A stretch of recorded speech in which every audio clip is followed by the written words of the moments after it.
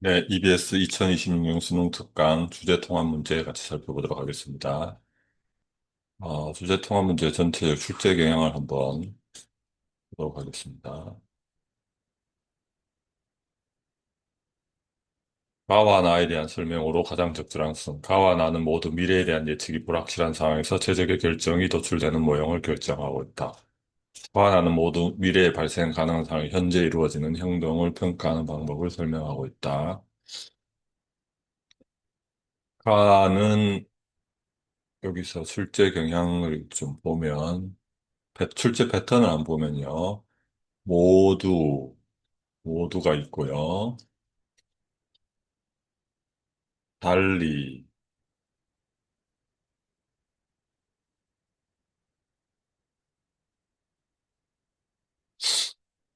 달리, 달리가 있고요.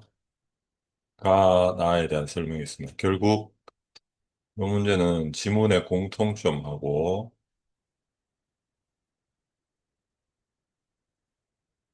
차이점을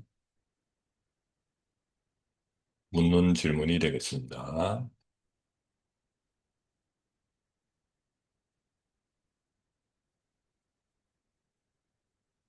이번은 마코프 의사결정 모형 MDP에 대한 설명, 그러니까 마코프 의사결정 모형에 대한 개념을 이해를 해요.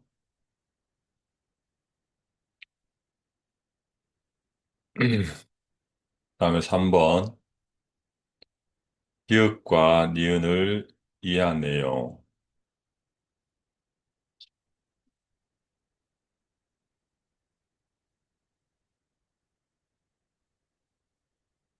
기읍이 마코프 의사결정 모형이고, 니은이 효율, 효율적 시장 가설 이론인데요. 결국 이것도 아까 가번하고 일맥상통하죠. 가는 전체적인 주제나 체계를 물어본 거고, 나는 개별적인 내용을 차이점과 이걸 물어본 거고요. 그다음에 나의 A의 특성. 나의 A는 주식 효율적 시장 가설에서 임의보행 이론입니다. 임의보행 이론.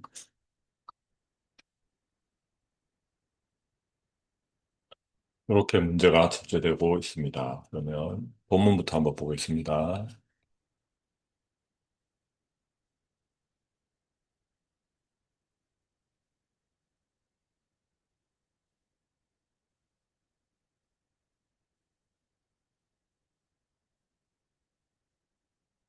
우리가 이제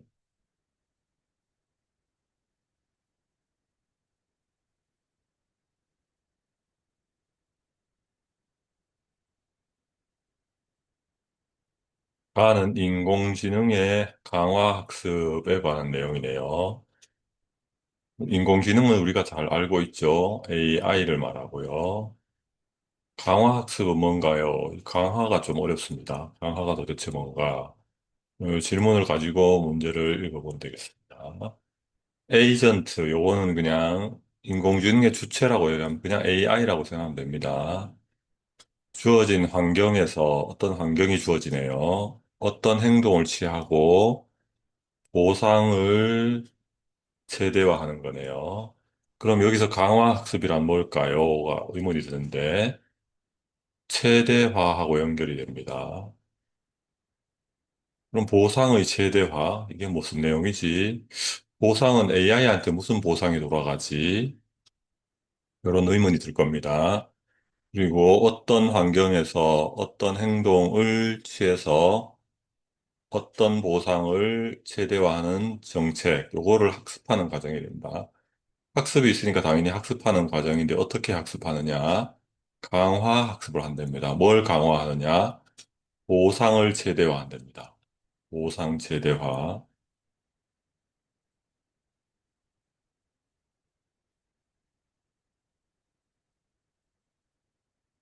근데 인공지능이 한테 주어지는 보상은 뭘까요?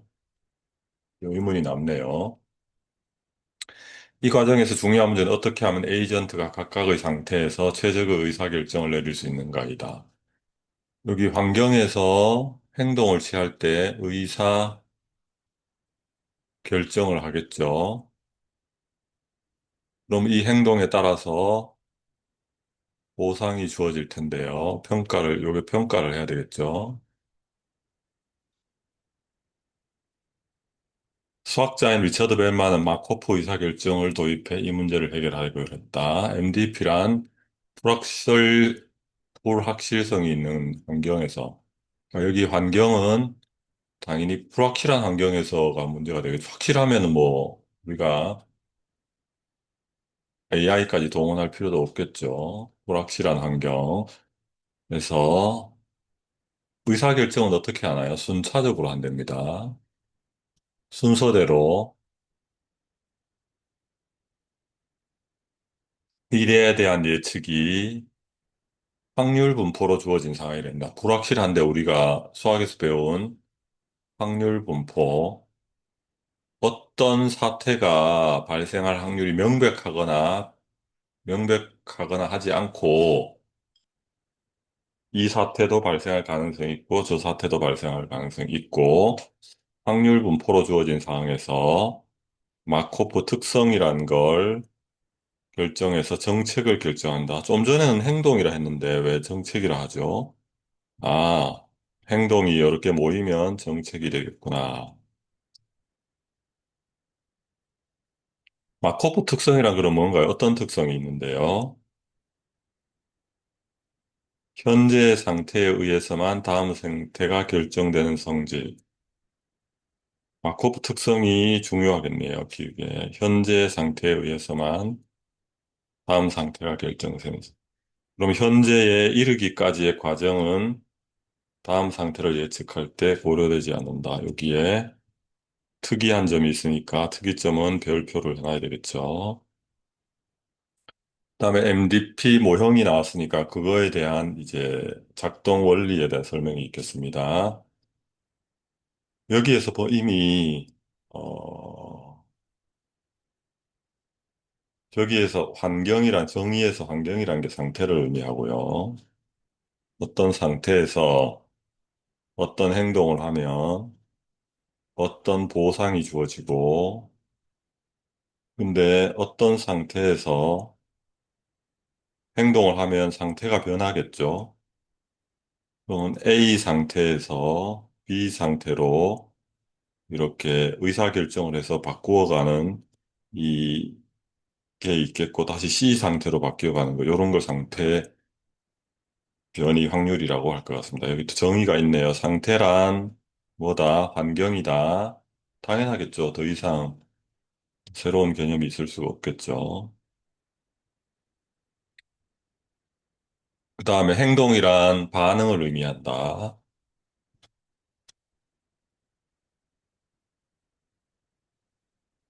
보상은 뭐죠? 보상은 환경으로부터 주어지는 피드백이다. 요거는 점수라고 생각하면 됩니다. 그다음에 상태에서 상태로 바꿀 확률은 에이전트에 따라서 바꿔갈 확률이다. 강화 학습에서 에이전트는 이러한 요소들을 고려해 보상을 최대화하는 정책을 학습한다. 각 정책은 각 상태에서 취할 행동의 묶음이다.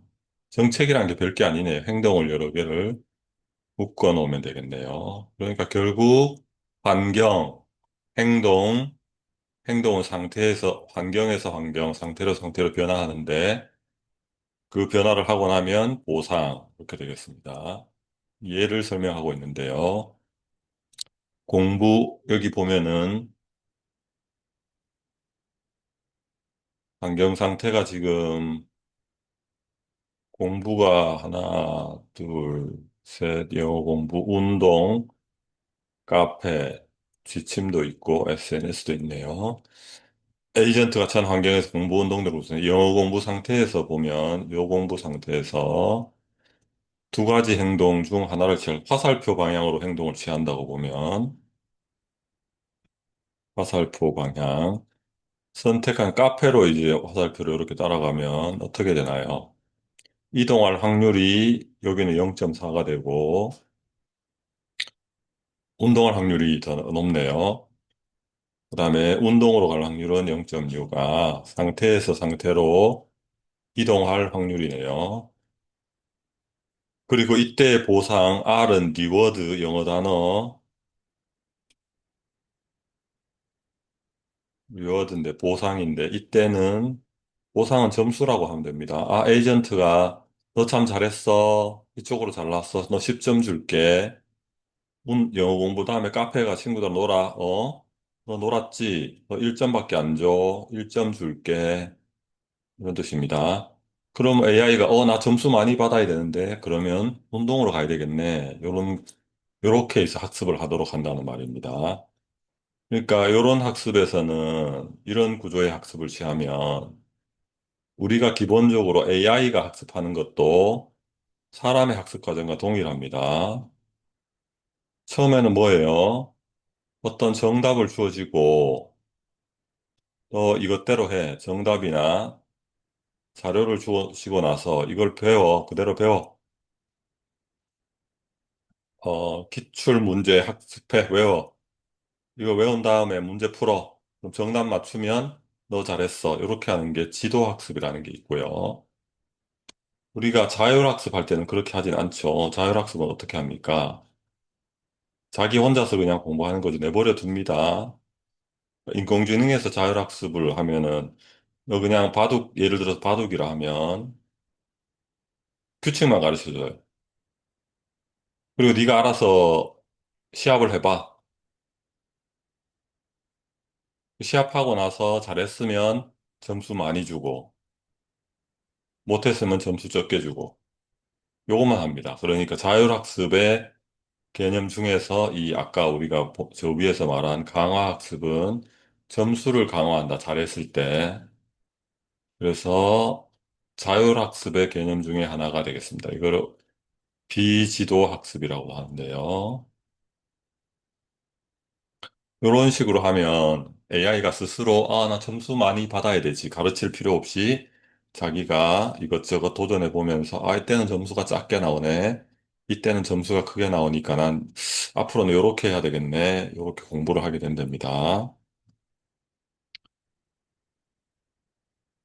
근데 에이전트는 이제 보상 점수의 총합을 최대화하려고 행동하겠죠. 선택하겠죠.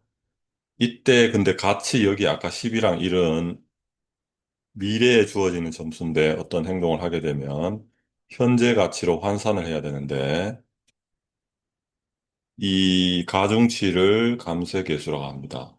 미래에 10점 받을 거를 현재 가치로 환산했는데 0으로 받는다면 미래가 아무런 미래의 보상을 전혀 고려하지 않는 것이고 만약에 10점 미래에 10점 받는데 현재 10점으로 평가하면 감쇄계수가 1이 되는데 미래의 보상을 현재와 동등하게 고려하는 거죠.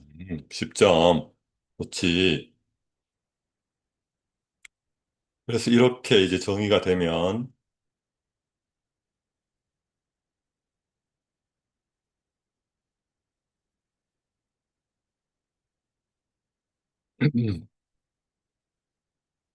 어떤 상태에서 미래에 발생할 수 있는 보상의 종합인 상태 가치, 미래에 어떤 상태로 갔을 때 상태 가치가 있을 거예요. 이게 점수의 총합을 의미합니다.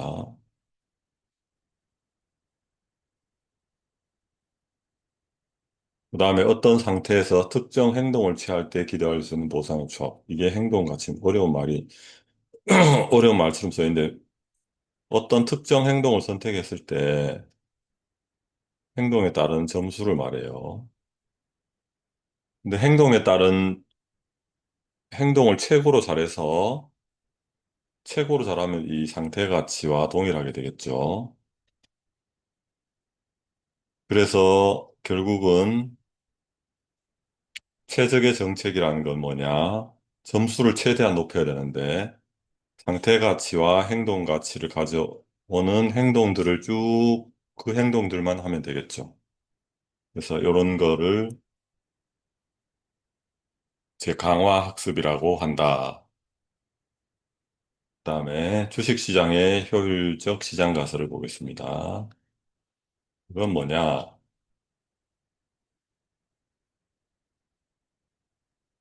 주식시장의 효율적 시장 가설. 주식시장은 뭔지 알죠? 회사, 회사에 대한 투자를 하고 지분을 받는데 이 지분을 주식이라고 해요. 이 지분을 받는 사람들은 기본적으로 회사가 이익이 나면 배당을 받습니다. 배당을 많이 받을수록 주식 가치가 높아지겠죠. 주주들이 투자하는 이유겠죠. 근데 이 배당이라는 건 투자한 시점에 이루어지나요? 미래에 이루어지나요? 네. 미래에 이루어지겠죠. 그러면 확실합니까? 불확실합니까? 불확실하죠. 그래서 요때 그러면은 이 주가가 지금 막 매일 텔레비에 보면 주가가 올라갔다 내려갔다 하는데 주가가 어떻게 변동하지? 왜 변동하지? 요거를 설명하는 이론입니다. 근데 우리가 효율적이라는 것은 영어로는 efficient인데 어떤 시장이 효율적이라는 것은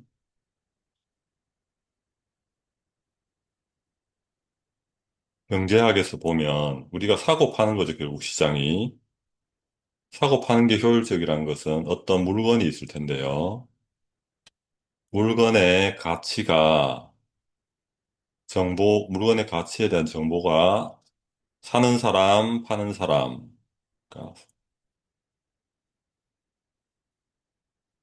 그러니까 이렇게 판다고 치면 이 사람도 정보를 다 알고 이 사람도 정보를 다 알고 이 사람은 화난 사람이 아니고 아주 합리적인 사람. 이 사람도 합리적인 사람. 그다음에 이 물건에 대한 정보는 둘 다 공유하고 있는 상태. 요럴 때에 가장 효율적이라고 합니다. 만약 한 사람이 굉장히 화난 사람이라거나 아니면 정보가 이 사람은 알고 이 사람은 모르면 엄청 높게 주고 살 수도 있겠죠. 효율적이란 건 어떤 의미냐? 정보가 모두 이용 가능하다. 정보의 측면에서 완전히 평등하다. 그 다음에 투자자가 있는데 투자자도 합리적이다. 합리적이란 건 이성적이다. 요걸 전제로 해서 주가가 변동하는 원리를 말한대요. 근데 모든 정보가 공개돼 있고 투자자들이 모두 합리적이면 주가가 변동하지 않지 않나요? 왜 변동을 할까요? 여기 의문을 시작해야 되겠습니다. 그러면 다시 주식에 대한 본질적인 이론으로 돌아가서 주식은 도대체 어떤 가치가 있어서 사람들이 투자를 하나요? 주식이란 건 회사에 대해서 최초의 경우에는 돈을 넣습니다. 그러면 주주가 받는 게 주식입니다. 그래서 나중에 회사가 어떤 사업을 하겠죠. 그래서 여기서 이익이 나오면 이걸 다시 주주들한테 배당을 해줍니다. 이게 가장 기본적인 회사의 구조입니다. 그러니까 여기 주식을 가지고 있는 주주들 입장에서는 이 회사가 사업을 해서 이익이 났을 때 받을 수 있는 배당을 위해서 기본적으로 투자를 하게 됩니다. 근데 사실 사업이 성공할지 안 할지, 이익이 날지 안 날지, 이익이 나더라도 회사가 줄지 안 줄지는 굉장히 유동적인 상태이죠. 다시 요런 기본 개념을 가지고 같이 살펴보겠습니다. 이러한 모형에서 주식 투자자들이 이제 여기서 최초의 주주가 있을 텐데, 이제 우리가 일반적인 시장이라는 건 이 주식을 거래하는 건데, 주식 투자자가 있을 거예요. 최초의 투자자는 이렇게 투자를 했는데, 이제 이 주주가 팔고 싶어. 혹은 이 투자자가 사고 싶어. 저 원래의 주주한테. 그랬을 때 이 사람들이 투자를 이 살려는 사람 목적은 저 삼성전자인데 배당금 엄청 많이 준대 하면 얘가 사겠죠. 두 번째로, 사가지고 회사가 주가가 엄청 오를 것 같아. 그러면 비싸게 팔아서 이득을 내겠죠. 그걸 자본이득이라고 하는데, 자본이득은 뭐냐 하면은, 별 노력이 없어요, 겉으로 보기에는. 노동력이 투입되는 게 아니야. 그냥 싸게 사서 비싸게 팔면 돼. 그게 자본이득입니다. 그래서 요거를 영어로, 영어 시험에 자주 나오는데, 캐피털 게인이라고 해요. 캐피털이 자본, 게인이 이득. 배당금을 많이 받든지 배당시가 돼서 내가 싸게 사서 비싸게 팔든지 요거를 실현하기 위해서 주식 투자자 주도하는데 결국은 이 자본이득이라는 것도 주가 비싸게 팔려면 어떻게 해야 돼요? 이 배당금이 향후에 받을 배당금이 엄청 높아진다고 기대되어야지 주가가 올라가서 비싸게 팔 수 있겠죠. 팔 사람 입장에서는. 그래서 투자자 입장에서 주식의 가치는 기업이 미래에 지급할 배당금의 총합의 현재 가치와 일치합니다. 그러니까 배당금이 올라가야 되겠죠. 근데 배당금은 현재 줘요, 미래에 줘요? 미래에 주죠. 이 미래에 주는 배당금의 현재 가치가 주가가 되는데, 이 사업이나 이익, 배당금 모두 확실해요, 불확실해요? 불확실하죠. 그래서 주가에는 미래의 배당금에 대한 현재 시점에서의 조건부 기대치가 반영된다. 이 주가라는 건 뭐냐면 결국 미래에 얼마만큼 받을 건데 요거를 현재 시점에서 어느 정도의 가치가 있을까, 기대치가 있을까라는 겁니다. 그러니까 인간인 이상 미래에 어떤 상황은 모두 다 예상하거나 알고 있을 수 없겠죠.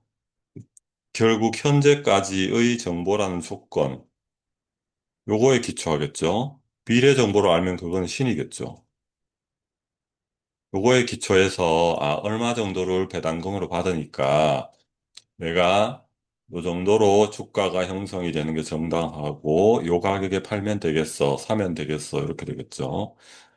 그래서 조건부 기대치에 따라서 주가가 형성되는데 만약에 우리가 예상치 못했던 새로운 정보가 나타나면 이제 주가가 변하게 되겠죠. 우리가 예상했던 거랑 다르네.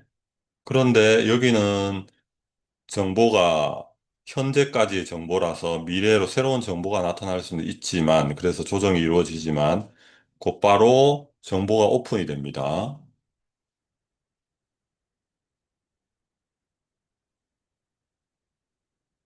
그래서 정보가 오픈된다.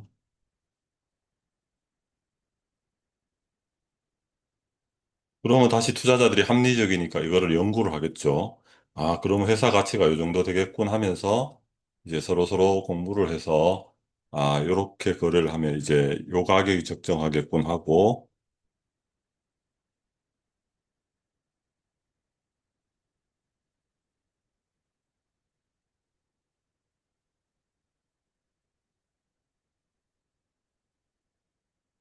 근데 조건부 기대치라는 것은 매 시점마다 그러니까 이용 가능한 모든 정보에 기초함으로써 그러니까 아까 이제 현재까지의 정보를 기초로 해서 주가를 이제 서로 예상을 하고 있었는데 갑자기 새로운 정보가 빵 나타나요. 그러면 갑자기 원래의 기초가 바뀌었으니까 미래 배당금의 가치도 바뀌겠고 주가 변동이 일시적으로 일어나겠죠. 근데 다시 그 정보가 오픈이 되고 합리적 투자자가 연구를 하게 되면 적정한 주가가 나오겠죠. 그래서 이용 가능한 모든 정보, 이 새로운 정보도 이제 이용 가능하게 되겠죠. 그러면 그 처음에 발생했던 오차, 새로운 정보가 나타남으로써 오차가 반복될까요? 안 될까요? 안 되겠죠. 바로 그 오차를 나타내게 하는 정보에 대한 공유가 이루어지기 때문에 이제 그 원인으로 그 정보의 오차로 인한 공유는 안 일어나니까 이제 체계적인 예측 오차는 포함하지 않습니다. 요걸 다시 설명해 놓은 건데, 이런 투자자들이 기업과 관련된 정보를 빠르게 정확하고 주가에 반영하기 때문이다. 만약에 관련 정보가 주가에 적절히 반영되지 않아 주가가 기업의 내재 가치라는 거는 안에 있는 가치란 뜻인데, 쉽게 말하면 본질적인 가치예요. 괴리가 된다는 거 어려운 말인데 차이가 난다 이런 뜻이고요. 이게 차이가 나면 이익이라고 생각하면 됩니다. 초과이익, 초과이익 실현의 기회가 발생하겠죠. 투자자들은 이 초과이익의 실현을 위해 정보를 수집 분석하고 이에 기초에 매매하기 때문에 시장에서 이제 나중에 되면 정보 누락이나 체계적인 예측부터 나타나지 않겠죠. 따라서 그 다음에 이제 새로운 정보가 나타나서 주가가 또 그 반영이 됐어요. 그러면 또 새로운 정보가 우리 미래는 알 수 없으니까 새로운 정보가 또 나타납니다. 그러면 또 변동이 이루어질 텐데 변동이 이루어지고 또 반영이 되고 이런 과정을 반복할 텐데 이거는 계속 즉시 즉각적으로 이루어지기 때문에 첫 번째의 오차와 반영, 두 번째의 오차와 반영, 세 번째의 오차와 반영은 전부 다 같은 거예요, 다른 거예요. 전부 다릅니다. 이 다르니까 주가가 이렇게 움직일 수 있고, 이렇게 움직일 수 있고, 조금 움직일 수 있고, 이렇게 주가가 이때 나타나는 정보에 따라서 정보 누락이나 체계적인 체계적이지 않죠, 이거는. 기존의 정보가 다 반영되고 새로운 게 나오면 바로 반영이 되기 때문에 그래서 따라서 주가는 일정한 규칙성이 없이 움직이게 되는 걸 설명할 수 있는데 이게 임의보행 현상입니다. 임의보행은 랜덤이 무작위의 질서 없는 규칙 없는 이라는 뜻이 술 취한 사람이 걷는 걸 말해요. 만약 현재의 주가가 알려진 정보 일부만 반영하고 있다. 예를 들어주고 있네요. 투자자들은 반영되지 않은 정보를 향후 가격에 반영될 것을 기대한다. 근데 좋은 소식이라면 주가가 오르고 나쁜 소식이라면 주가는 떨어질 것이다. 예를 들어주고 있고, 근데 가격 조정 속도는 주식 시장의 효율성에 의존한다. 효율적 시장이면 모든 정보가 오픈돼 있고 투자자들도 합리적이니까 현재 가격에 반영되지 않은 정보가 존재할 수 없다. 현재까지 알려진 정보에 대한 가운데 미래 주가 변동을 예측하는 데 도움이 되는 정보가 남아있지 않다는 것을 의미한다. 만약 그러한 정보가 남아있다면 차익 거래로 인해 즉시 주가가 조정되기 때문이다. 따라서 효율적 시장에서는 투자자도 주가의 과거의 변동 패턴에 기초해서 시장 수익률보다 높은 수익률을 실현할 수 없습니다. 가격의 새로운 정보를 반영하는 속도도 즉각적이므로 지속적인 초과이익을 실현할 수 없어요. 일시적으로는 이익을 실현할 수 있지만 바로 반영이 되기 때문에 배당금, 주식의 소유자에게 회사의 이익 분배금을 말한다. 자본이득이라는 것은 살 때의 가격, 그리고 취득은 산다는 뜻이에요. 넘길 때 팔 때를 말합니다. 그리고 싸게 사서 비싸게 팔므로써 얻는 이득. 왜 자본이득이라는 말이 붙었느냐? 노동이 안 들어가니까 그런 말이 붙었습니다. 문제를 풀어보도록 하겠습니다. 가와 나에 대한 설명으로 모두 옳은 것은 가와 나는 모두 미래에 대한 예측이 불확실한 상황에서 최적의 결정이 도출이 되는 모형을 설정하고 있다. 네. 가에서는 어떻게 됐죠? 어떤 상황이 있는데 행동을 결정해야 하는데 행동을 결정해서 미래 상황, 어떤 상황으로 가야 되는데 이 상황 자체가 불확실한 상황이고 이쪽으로 가는 경우 또 이쪽으로 가는 경우 확률도 다르고 여기에 점수도 달랐죠. 이런 불확실한 상황에서 최적의 결정이 도출되는 게 점수를 최적화하는 거다. 이게 강화학습 이론이고 주식시장의 효율적 가설을 이루는 투자자 입장에서 주식을 구입하는데 이게 배당금, 미래에 받을 배당금의 현재 가치를 어떻게 평가하는 건데 이게 불확실한 상황이죠. 근데 효율적 시장 가설에서는 정보와 합리적 투자자를 전제로 하니까 이런 어떤 현재까지의 정보를 기초로 주가가 형성됐다가 새로운 게 나타나면 그거를 곧바로 반영하게 되겠죠. 그 과정에서 주가 변동이 일어난다. 그래서 불확, 미래에 대한 예측이 불확실한 상황에서 최적의 결정, 즉 계속 회사의 가치가 이제 정보가 정확하게 되면 회사의 가치가 딱 나올 거고 그때 주가가 회사의 가치를 반영한 주가가 된다는 거니까 1번이 되겠습니다. 가와 나는 모두 미래에 발생 가능한 상황을 기준으로 현재 이루어지는 행동을 평가하는 방법. 이거 행동을 평가하는 거는, 그러니까 강화학습에서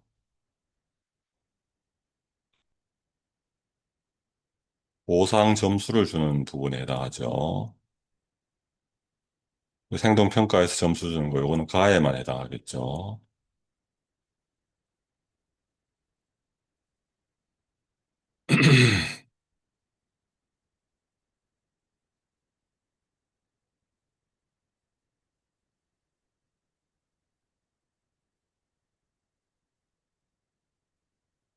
그 다음에 미래에 발생한 가능성이 아니고, 앞에 보면 현재의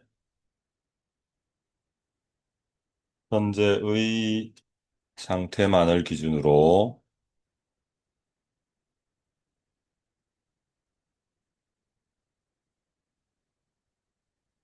기준이 현재의 상태만을 기준으로 한다. 이것도 가와 나는 모두 현재까지의 상태, 현재까지의 정보를 기준으로 하는 거죠. 기준 자체가 현재라는 점에서 틀렸고요.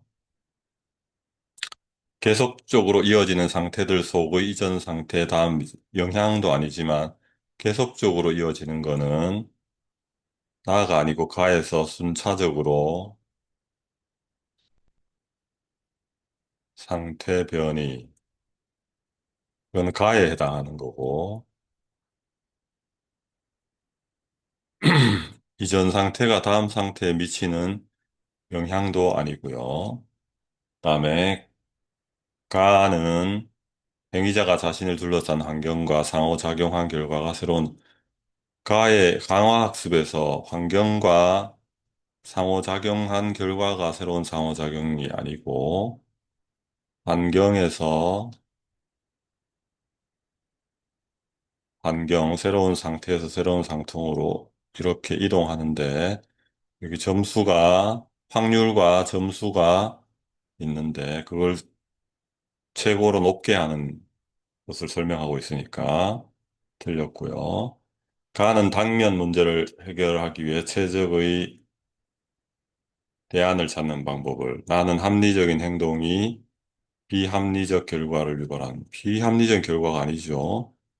주가가 새로운 현재 상태를 기초로 주가가 형성되는데 새로운 정보가 나타나면 또 합리적으로 주가가 조정되는 이런 과정을 설명하고 있죠. 이렇습니다. 그래서 답은 가번이 되겠고요.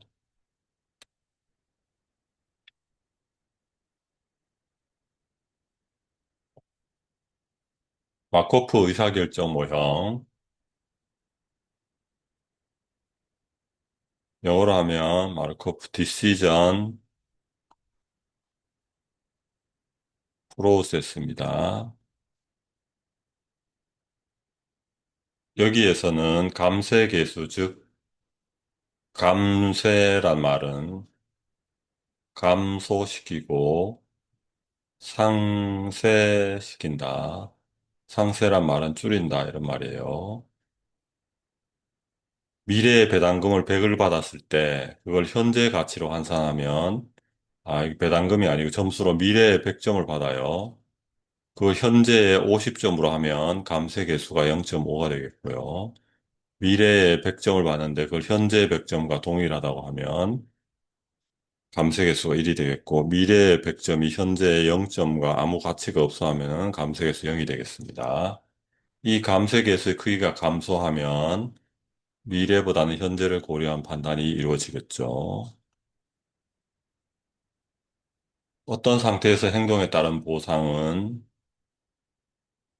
직전 상태의 행동에 따른 보상이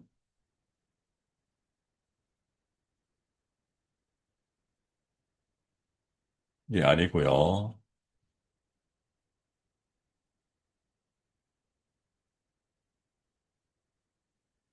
현재 상태의 행동에 대해서 평가를 해서 이루어지죠.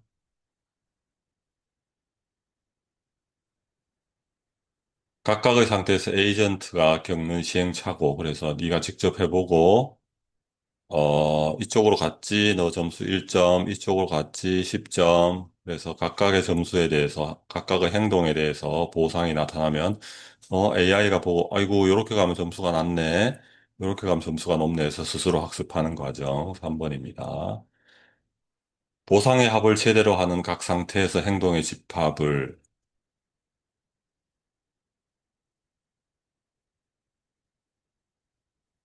이게 적절하지 않은 것은이죠. 이게 적절하고요. 3번도 적절하고, 요것도 적절하고, 어떤 상태에서 다음 상태로 이동할 때 상태 변이 확률의 총합은 항상 1이다. 이쪽으로 가고 이쪽으로 한 두 개 합쳐서 1이 돼야 되고, 세 개 하면 세 개 합쳐서 1이 돼야 되고, 더 맞는 표현이 되겠고, 답은 적절하지 않은 것이니까 2번이 되겠습니다.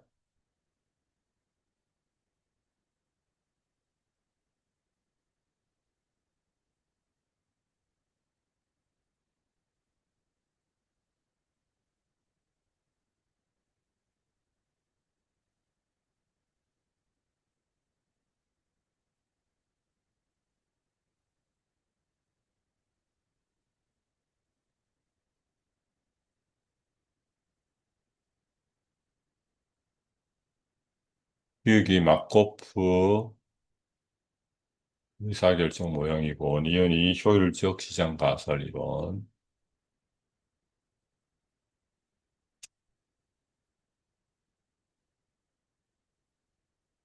기획과 니은은 모두 현재와 미래의 가치를 다르게 평가해야 함을 전제로 한다.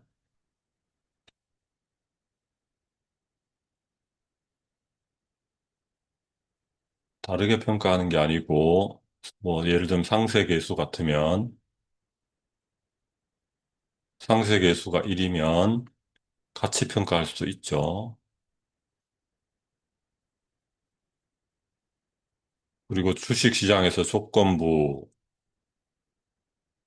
기대치라는 것도 정보가 완전히 반영되어 있다면 1이 되겠죠. 그대로 똑같이 되겠죠. 근데 다르면은 달라지겠지만, 그래서 요거는 가버니 MDP에서는 틀렸고요. 기획과 니은은 모두 미래에 대한 최선의 예측은 현재에만 의존함을 전제로 한다.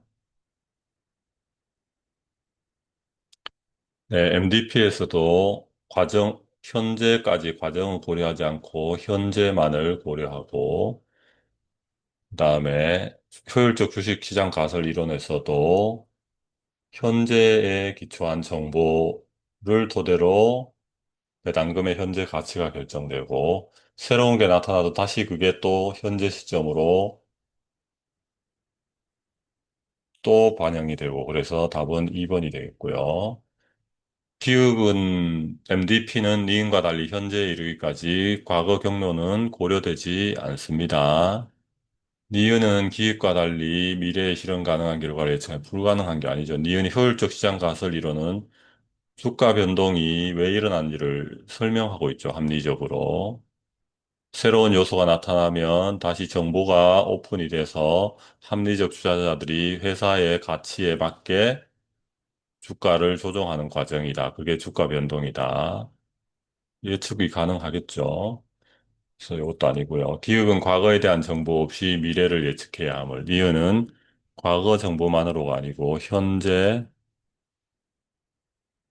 정보만으로가 되겠죠. 그래서 답은 2번이 되겠습니다.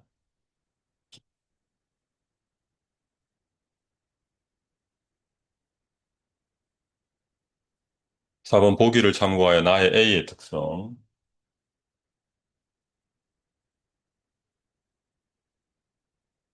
나의 A는 임의보행인데요. 임의보행이라 하면 우리말로는 좀 어감이 안 오니까 영어로 한번 random, 무작위의 규칙이 없는 working, 술 취한 사람이 걸을 때 이쪽으로 갔다가 이쪽으로 갔다가 이쪽으로 갔다 이렇게 갔다가 이렇게 갔다 이렇게 갔다 아무런 규칙이 없다. 네, 주가의 변동에도 규칙이 없다. 이유가 뭐지? 규칙이 있을 것 같은데 여기는 정보가 완전히 공유되고 합리적인 투자자를 가정하는 시장이라서 현재 정보를 기준으로 나중에 배당금의 현재 가치 요거에 관한 조건부 기대치가 형성되는데 이게 갑자기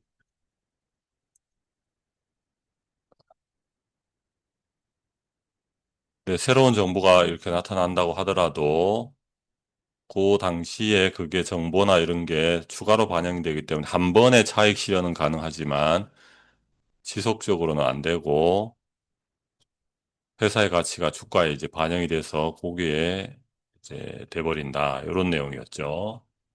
합리적 기대란 경제 주체가 경제 변수를 예측할 때 이용 가능한 모든 정보를 바탕으로 미래를 합리적으로 예측하는 것을 의미한다. 그러나 모든 경제 주체가 모든 정보를 완벽히 이용할 수 있는 것은 이에 합리적 기대가 완전한 예측을 보장하지는 않습니다. 그래서 예측 오차는 발생합니다. 하지만 새로운 정보가 입수되면 즉각 수정이 되어서 동일한 오차가 반복되지는 않습니다. 이게 이제 체계적 오차를 말하죠.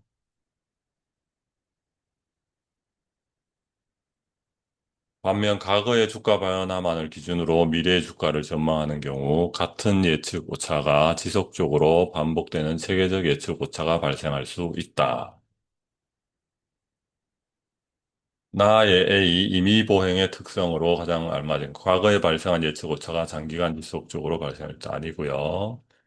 예측에 기반이 되는 정보가 쌓일수록 예측의 정확성이 낮아질 수 있다. 이런 얘기도 이고요. 과거에서 현재까지 나타난 경향성이 미래에까지 예측할 수 있다. 아니고요.